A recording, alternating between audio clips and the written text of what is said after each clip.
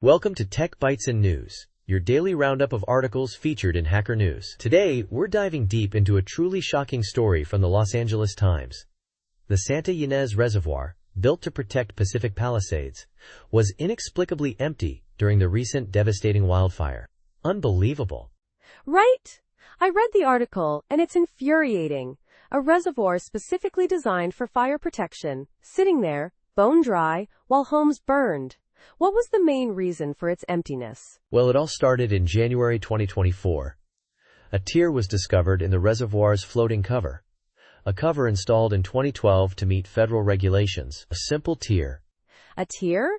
So they couldn't fix a tear? That's insane. Not so fast.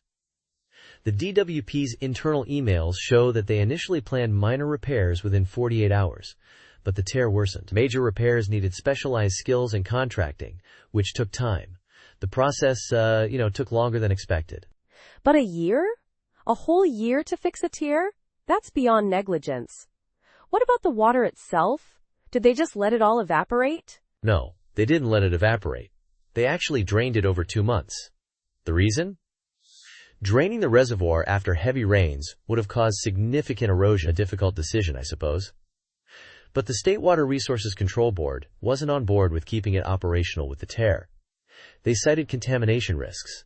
So the state essentially forced them to drain a reservoir meant for fire protection, leaving it empty for almost a year? This is unbelievable. What about the repair process itself? The repair contract was awarded in November 2024 to the original installers for around $130,000. A bit over budget, but still, not an astronomical sum. The DWP claims the delay was due to the city's competitive bidding process. Right, the competitive bidding process. That's a classic bureaucratic excuse.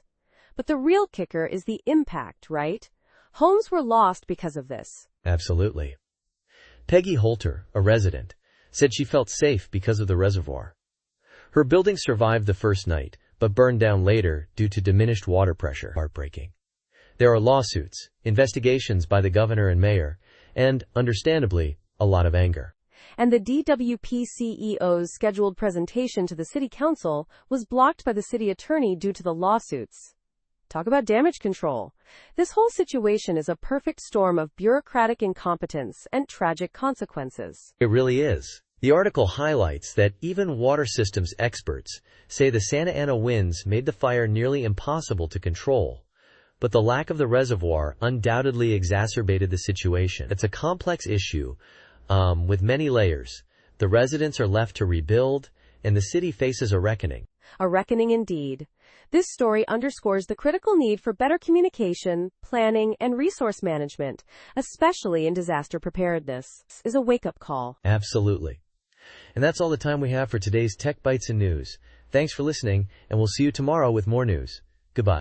Bye-bye.